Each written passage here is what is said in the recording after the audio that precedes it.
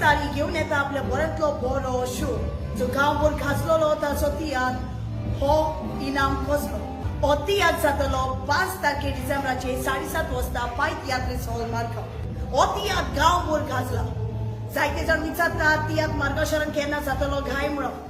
So ही एक बरी संदी आसा. हे तियात्रान हांवें आनी उल्हास तारीन एक बरी मायपाची भुमिका केल्या.